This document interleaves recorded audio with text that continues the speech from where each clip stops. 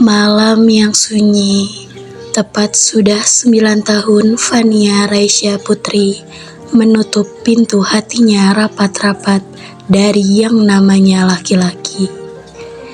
Semua itu bermula karena rasa kecewanya kepada seseorang di masa lalunya yang pernah mengkhianati, menyakiti, serta menghancurkan rasa percaya yang sudah diberikan sepenuhnya untuk laki-laki tersebut. Akhirnya, sampai saat ini, Fania masih belum mau membuka hatinya kembali karena rasa takut akan dikecewakan lagi. Menurutnya, cinta kepada laki-laki hanya akan membuat hidupnya semakin rumit dan sulit. Karena pasti akan ada harapan saat menunggu akan ketidakpastian, dan itu bisa membuatnya bodoh serta hanya membuang waktu berharganya saja. Pada suatu hari, saat Fania pergi ke kantor dengan menggunakan motor kesayangannya, dia berpapasan dengan seorang pemuda yang menaiki motor Ducati Panigale F4 Superleggera dengan gagahnya. Pemuda itu terlihat sangat cuek dengan sekitarnya. Dia hanya fokus pada motornya dan sesekali melihat lalu lintas jalanan yang ia lalui menggunakan motornya. Padahal di saat sedang lampu merah, banyak sekali mata yang tertuju padanya. Mungkin karena memang dia keren, bahkan sangat keren. Tapi sayang, dia tidak menanggapinya dan hanya fokus pada dirinya serta motor yang ditungganginya. Itulah yang membuat Fania jadi merasa tertarik dengan cowok misterius tersebut. Maklumlah, Fania ini tipe cewek yang suka dengan cowok dingin, tidak banyak tebar pesona kesana kemari. Ya Allah, makhluk dari planet mana ini? Kenapa dia terlihat gagah dan karismatik walaupun wajahnya menggunakan helm full face? Gumam Fania dalam hati. Tin tin tin tin tin. Suara klakson kendaraan saling sahut-sahutan. Ternyata sudah lampu hijau dan Fania masih melamunkan laki-laki misterius tadi. Sadar Fania, sadar. Tuh sampai dikelaksonin kan, malu kan jadinya. Sudah, abaikan laki-laki misterius tadi. Perjalananmu ke kantor masih sangat jauh. Gumam Fania dalam hati sambil menjalankan kembali motornya.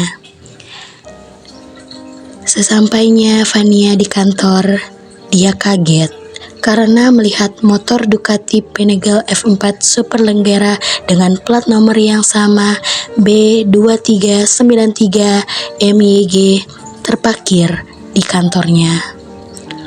Lah kok ada motor ini di sini? Punya siapa ya motornya? Perasaan sudah 5 tahun kerja di sini, tidak ada motor ini terparkir.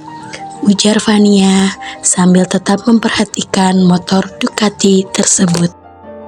Pagi Mbak Fania. Sapa Pak Iman, salah satu satpam yang bekerja di kantornya. Pagi juga Pak Iman, sahut Fania.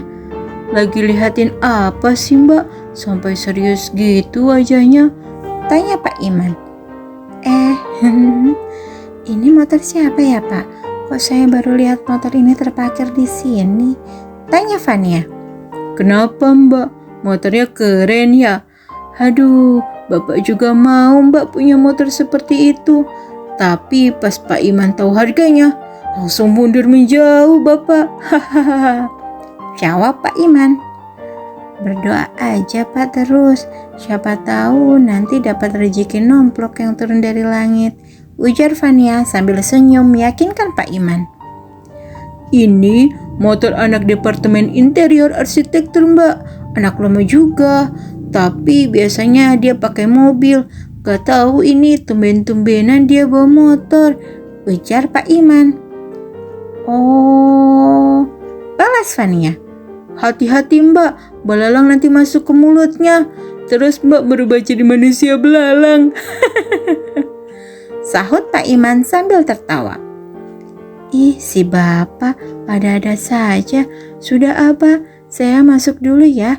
Takut telat absen, ujar Fania sambil melanjutkan langkahnya ke lantai 4 Departemen Pemasaran. Setelah mengetahui bahwa motor Ducati tersebut milik salah satu karyawan lama di Departemen Interior Arsitektur, Fania merasa hatinya semakin penasaran. Namun, dia berusaha untuk tidak terlalu memikirkannya. Lagi pula, selama ini dia sudah berkomitmen untuk menutup hatinya dari laki-laki, apalagi dari seseorang yang tidak dia kenal. Hari-hari berlalu, Fania kembali fokus pada pekerjaannya. Namun takdir sepertinya berencana lain. Pada suatu sore, ketika Fania sedang lembur di kantor, tiba-tiba listrik mati. Kantor menjadi gelap gulita dan tanpa sengaja Fania menabrak seseorang di lorong saat hendak mencari sumber cahaya. Maaf. Fania tergagap. Tidak apa-apa, jawab suara berat dari seseorang di depannya. Saat matanya mulai menyesuaikan dengan gelap, Fania menyadari bahwa dia menabrak pria yang menaiki motor Ducati tersebut.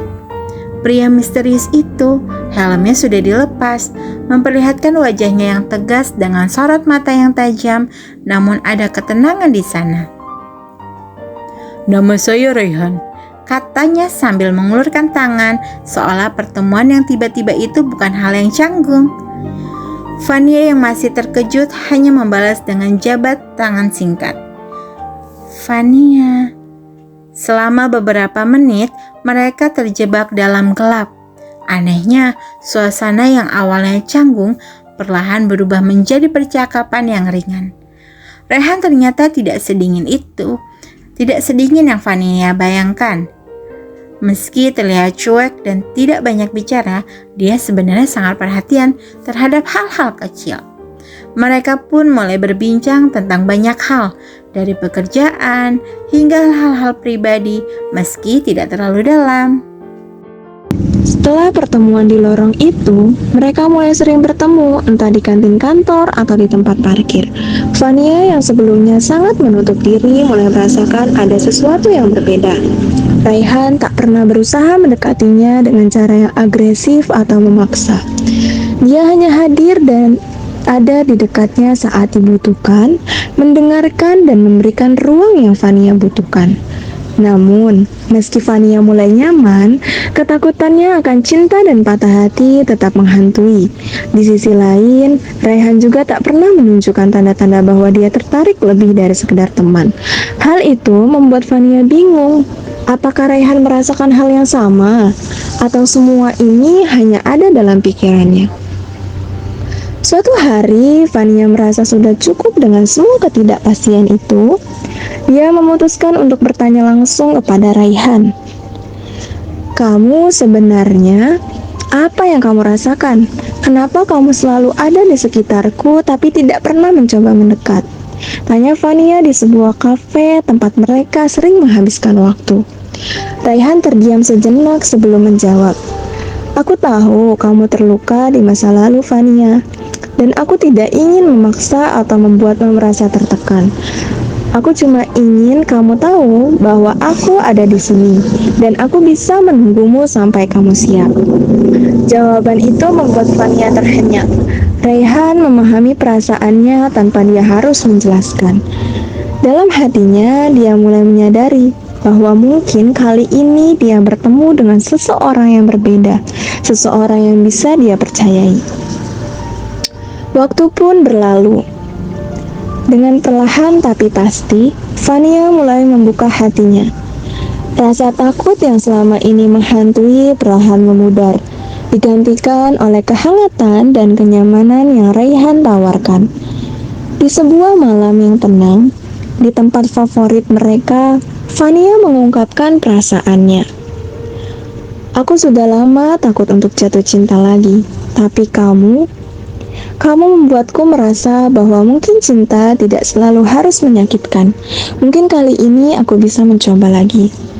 Rehan tersenyum, mengerti tanpa perlu banyak kata. Dan aku akan ada di sini, katanya sambil menggenggam tangan Fania dengan lembut, untuk apapun yang kamu butuhkan.